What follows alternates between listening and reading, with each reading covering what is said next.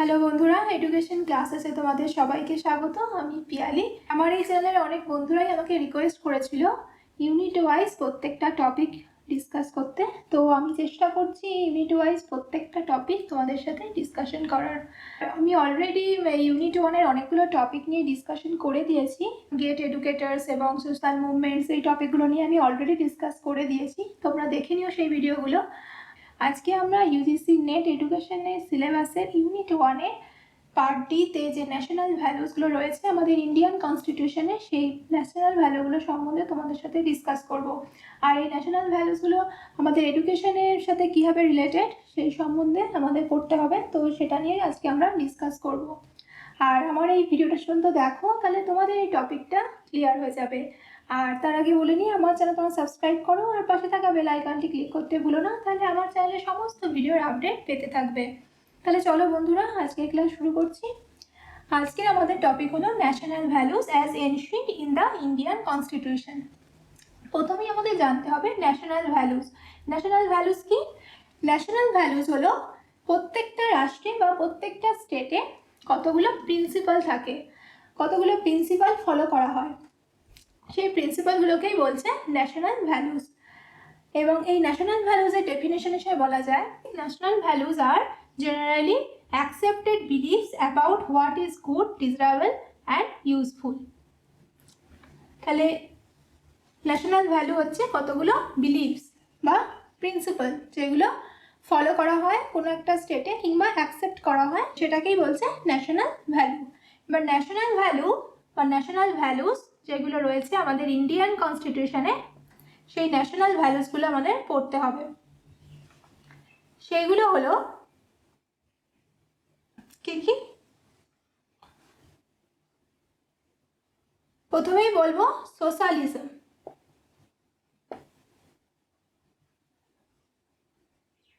Next হচ্ছে secularism.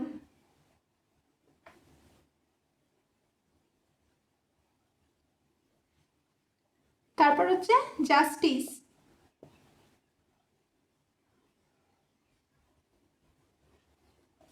Democracy,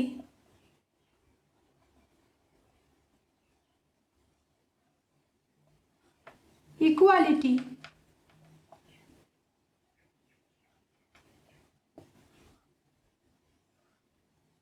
and freedom and liberty।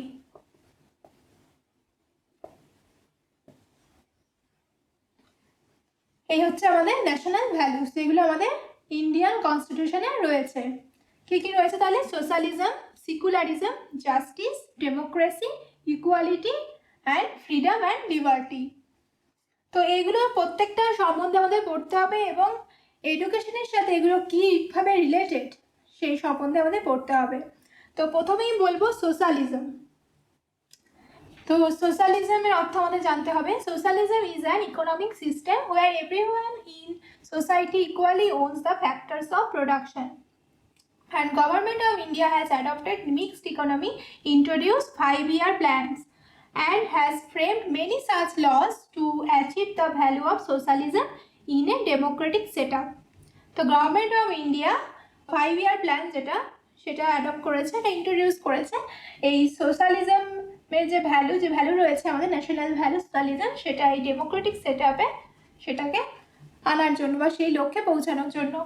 তো এই যে এটা বললাম সোশ্যালিজম, এটা এই ওয়ার্ডটা, যদিও এই ওয়ার্ডটা এই 1976-এ যে 42nd অ্যামেন্ডমেন্ট হয়েছিল সেখানেই এই সংশোধনী আইনেই এই সোশ্যালিজম ওয়ার্ডটা অ্যাড করা হয়েছিল, কিন্তু তাও এর আগে যে 36 to 51 আর্টিকেলে যে নির্দেশমূলক নীতি বা ডিরেক্টিভ যে প্রিন্সিপালস রয়েছে সোশ্যালিজমের কনসেপ্ট, তার মধ্যে ইনডাইরেক্টলি ছিল।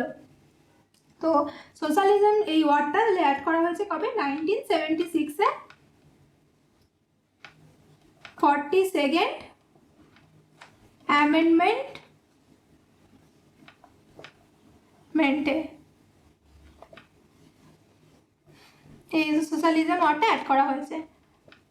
আর 36 to 51 ডিরেক্টিভ প্রিন্সিপাল আমাদের ইন্ডিয়ান কনস্টিটিউশনে রয়েছে, সেই ডিরেক্টিভ প্রিন্সিপালে গুলো যা ছিল সেগুলো সোশ্যালিজমের কনসেপ্ট ছিল সেখানে ইনডাইরেক্টলি।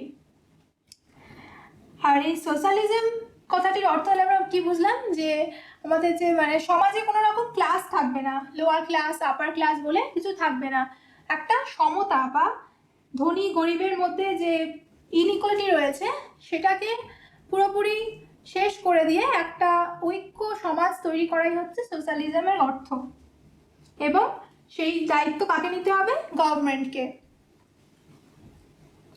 আর এডুকেশনের সাথে যে এই সোশ্যালিজমের কীভাবে রিলেটেড, এই এডুকেশনের এম কী হবে বা শিক্ষার লক্ষ্য কী হবে, যে শিক্ষার্থীদের মধ্যে একটা ইকুয়ালিটি বোধ বা সমতা বোধ তাদের মধ্যে তৈরি করতে হবে, যে তারা কখনোই লোয়ার ক্লাস বা আপার ক্লাস এই সবের নিয়ে তারা চিন্তা ভাবনা করবে না, তারা এটাই বুঝবে যে সবাই আমরা সমান, এই বোধটাই তাদের মধ্যে গড়ে তুলতে হবে।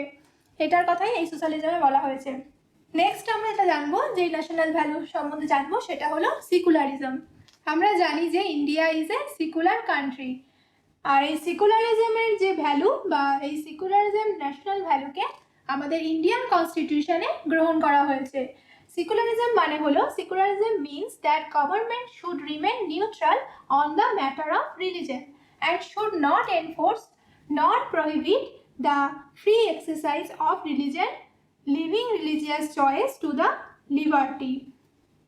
অর্থাৎ সিকুলারিজম মানে হলো কি, গভর্নমেন্ট ধর্মের বিষয়ে, আমাদের সরকার ধর্ম বিষয়ে কি থাকবে? নিউট্রাল বা নিরপেক্ষ থাকবে, এবং সে কোনো ধর্মের কে যারা ধর্ম, যে কোনো ধর্ম নিয়ে কিন্তু যে কোনো মানুষ অনুশীলন করতে পারে, এবং সেই তার নিজের পছন্দ মতো ধর্ম গ্রহণ করতে পারে এবং সেটা সে অনুশীলন করতে পারে। সে বিষয়ে কিন্তু রাষ্ট্র বা সরকার কোনো রকম বাধা আরোপ করতে পারবে না। এবং এই সেকুলারিজম যে ওয়ার্ডটা, এটাও 1976-এ যে 42nd অ্যামেন্ডমেন্ট হয়েছিল কনস্টিটিউশনে, সেই অ্যামেন্ডমেন্ট দ্বারা এই ওয়ার্ডটা অ্যাড করা হয়েছে। আমাদের ইন্ডিয়ান কনস্টিটিউশনে আর্টিকেল 25 to 28-এ কি রয়েছে? ফ্রিডম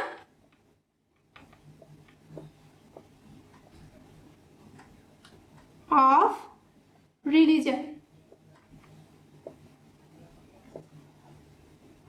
এই সম্পর্কিত আমাদের অধিকার রয়েছে, আমাদের যে রাইটস রয়েছে সেগুলো আর্টিকেল 25 থেকে 28-এর মধ্যে রয়েছে। এবং এই প্রত্যেকটা আর্টিকেলসে কি বলা হয়েছে, আমাদের এই রিলিজন বা ফ্রিডম অফ রিলিজন বা ধর্ম বিষয়ে যে আমাদের যে স্বাধীনতা, আমাদের যে ধর্মের অধিকার, সেই সম্পর্কে বলা হয়েছে। এবং সেই আর্টিকেলসগুলো কিন্তু আমাদের পড়তে হবে। এবং এই ইউজিসি নেট এক্সামে কিন্তু এই আর্টিকেল থেকেও অনেক কোশ্চেন আসে, তাই আর্টিকেলসগুলো কিন্তু আমাদের খুব ভালো করে মনে রাখতে হবে, কোন ধারায় কি বলা হয়েছে সেগুলো কিন্তু আমাদের মনে রাখতে হবে। এবং ধর্ম বিষয়ে কথা বলা হয়েছে এই 25 থেকে 28 ধারার মধ্যে। তা আমরা দেখে নিই যে এই আর্টিকেল যেগুলো রয়েছে 25 to 28 কি কি বলা হয়েছে সেইগুলো সম্বন্ধে।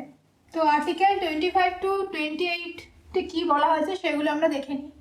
আর্টিকেল 25-এ বলা হয়েছে, all persons are equally entitled to freedom of conscience and the right to freely profess, practice and propagate religion subject to public order, morality and order। এটা হচ্ছে আর্টিকেল 25-এ, এখানে ফ্রিডম অফ রিলিজনের কথা বলা হচ্ছে। আর আর্টিকেল 26-এ বলা হয়েছে কি, gives every religious group a right to establish and maintain institutions for religious and charitable purposes। Next হচ্ছে আর্টিকেল 27, যেখানে বলা হয়েছে যে this articles mandates that no citizen would be compelled by the state to pay any taxes for promotions or maintenance of religious institution. কোনো রকম religious ইনস্টিটিউশনের maintenance এবং প্রমোশনের জন্য কোনো পার্সনকে ট্যাক্স পে করার জন্য বাধ্য করা যাবে না। আর আর্টিকেল 28-এ বলা হয়েছে কি, this article mandates that no religious instruction would be imparted in the state funded educational institution। এখানে বলা হয়েছে যে স্টেট ফান্ডের যে এডুকেশনাল ইনস্টিটিউশন রয়েছে, অর্থাৎ যেগুলো স্টেটের আন্ডারে রয়েছে যেই ইনস্টিটিউশনগুলো, সেই ইনস্টিটিউশনে কোনো রকম রিলিজিয়াস ইনস্ট্রাকশন দেওয়া যাবে না। এই হচ্ছে আর্টিকেল 25 to 28। তো এটা পুরোটাই সেকুলারিজমের ওপরে কথা বলা হয়েছে এই আর্টিকেলগুলোতে, অর্থাৎ ধর্মনিরপেক্ষতার আদর্শ গ্রহণ করা হয়েছে আমাদের ইন্ডিয়ান কনস্টিটিউশনে, তার কথাই এই আর্টিকেলে বলা হয়েছে এবং রাইটস হিসেবে এগুলোকে বলা হয়েছে। এবং এই সেকুলারিজমের যে আইডিয়াল বা আদর্শ সেটা কিভাবে এডুকেশনে গ্রহণ করা হয়েছে, তার এডুকেশনের লক্ষ্য হবে কি শিক্ষার্থীকে এমনভাবে তৈরি করা যে শিক্ষার্থী যাতে সব ধর্মকে সমান ভাবতে পারে, সব ধর্মের প্রতি তার যাতে একটা শ্রদ্ধামূলক মনোভাব গড়ে ওঠে, এইভাবেই শিক্ষার্থীকে শিক্ষিত করতে হবে। আর এডুকেশনাল যে ইনস্টিটিউশনগুলো রয়েছে সেখানে এমন এনভায়রনমেন্ট ক্রিয়েট করতে হবে যেখানে সব ধর্মকে সমান শেখানো হবে, তার সাথে সব ধর্মের যে একই সব ধর্মের যে মূল কথা একই সেই বিষয়েও কিন্তু তাদেরকে বোঝাতে হবে বা সেই সম্বন্ধে একটা বোধ তাদের মধ্যে শিক্ষার্থীদের তৈরি করতে হবে। এইভাবে এডুকেশনের মাধ্যমে সেকুলারিজমের আদর্শকে শিক্ষার্থীদের মধ্যে গড়ে তুলতে হবে। তো এই হচ্ছে সেকুলারিজম, যে ন্যাশনাল ভ্যালুস রয়েছে আমাদের, সেটা সম্বন্ধে বললাম। এরপর আমরা নেক্সট যেটা নিয়ে বলবো, যে ন্যাশনাল ভ্যালু সম্বন্ধে বলবো, সেটা হচ্ছে justice. Justice is a concept of moral rightness based on ethics, rationality, law, natural law, religion, or equity. This includes several developmental policies to provide safeguard to minorities, backward, depressed, and tribal people. অর্থাৎ এখানে social জাস্টিসের কথা বলছে, যে social justice কীভাবে আনতে পারে। এই যে মাইনরিটিস যারা রয়েছে, ব্যাকওয়ার্ড যারা রয়েছে, যারা ডিপ্রেসড অথবা যারা ট্রাইবাল পিপল রয়েছে, তাদের জন্য কি করতে হবে, সেভারাল ডেভেলপমেন্ট পলিসি রয়েছে, সেই পলিসিগুলো তাদেরকে সেফগার্ড করবে এই জাস্টিস আনার জন্য। আর কি বলছে, our constitution abolish untouchability, prohibits explosion of the women, children and the weak and advocates for reservation to raise the standard of the people oppressed over ages. যারা দীর্ঘদিন ধরে বঞ্চিত হয়ে আসছে, অর্থাৎ ওম্যান, চিলড্রেন অ্যান্ড উইক যারা রয়েছে, তাদের জন্য কি করতে হবে, রিজার্ভেশন করতে হবে। তাহলে কি হবে, সমাজে জাস্টিস আসবে। এবং এই জাস্টিস আর কি করতে হবে, অ্যাবলিশ আনটাচেবিলিটি, যে ধর্মের নামে, জাতির নামে যে আনটাচেবিলিটি রয়েছে, যে অস্পৃশ্যতা রয়েছে সমাজে, সেটাকেও অ্যাবলিশ করলেই জাস্টিস আসতে পারে। এবং এই জাস্টিসকে তিনভাবে আলোচনা করা যায়, 3 types of justice, 3 types of justice. Social justice,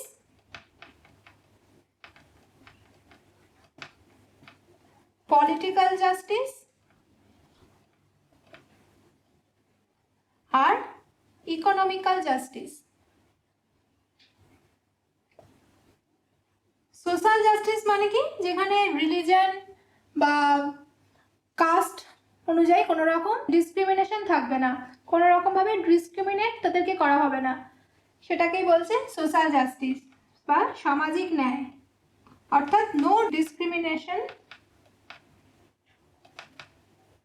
on the basis of religion or caste. Religion or কাস্টের বেসিসে কোনো রকম ডিসক্রিমিনেশন করা হবে না, তাহলে কি হবে, সোশ্যাল জাস্টিস হবে। আর পলিটিক্যাল জাস্টিসের কথা কি বলা হচ্ছে, পলিটিক্যাল জাস্টিস বলতে হচ্ছে লিডারশিপ করতে পারবে যে কেউ, লিডারশিপের যে রাইট সেটা থাকবে সবার মধ্যে। আর কি, আবার ভোটিং রাইট থাকবে, তাহলে কি হবে, পলিটিক্যাল জাস্টিস হতে পারে। অর্থাৎ এখানে ভোটিং রাইটের কথা বলা হচ্ছে, ভোটিং রাইটস, লিডারশিপের রাইট, ইকুয়াল রাইট।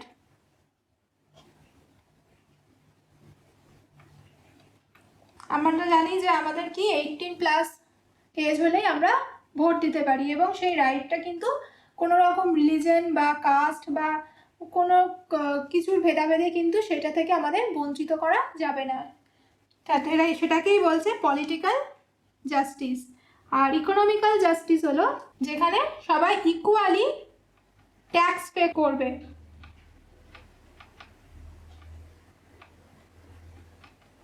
অর্থাৎ আমাদের যে ট্যাক্স পে করতে হয় সেটা কিন্তু সবাইকে সমানভাবে করতে হবে। এটাকে ইকোনমিক্যাল জাস্টিসের কথা বলছে। আর রাইট টু ওয়ার্ক,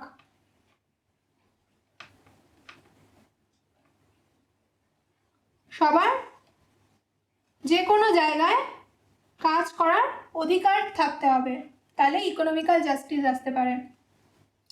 এবং এই জাস্টিসের সাথে এডুকেশন কিভাবে রিলেটেড, এবং সে মানে এডুকেশনের উদ্দেশ্যই হবে শিক্ষার্থীকে এমনভাবে তৈরি করা তার মধ্যে যে সোশ্যাল ইকুয়ালিটি সেই বোধটাতে গড়ে উঠতে পারে।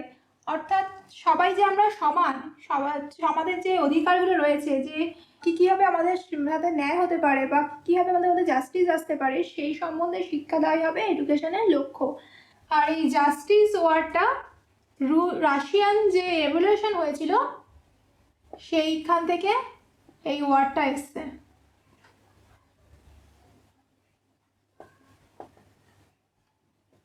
এই রাশিয়ান রেভলিউশনেই ফার্স্ট ইউজ করা হয়েছিল জাস্টিস ওয়ার্ডটা। তো আজ এই পর্যন্তই থাক। নেক্সট দিন আমি যেই আর যে ন্যাশনাল ভ্যালুগুলো রয়েছে, অর্থাৎ democracy, equality, freedom and liberty, সেই নিয়ে তোমাদের সাথে ডিসকাস করব। আশা করি তোমরা এই ডিসকাশনটা বুঝতে পেরেছো। তাহলে যদি তোমাদের কোনো রকম ডাউটস থাকে, কোনো কোশ্চেন থাকে এই টপিকটা নিয়ে, তোমরা আমাকে কমেন্ট করে জানাতে পারো। আজ এখানেই শেষ করছি বন্ধুরা, ভালো থেকো, সুস্থ থেকো।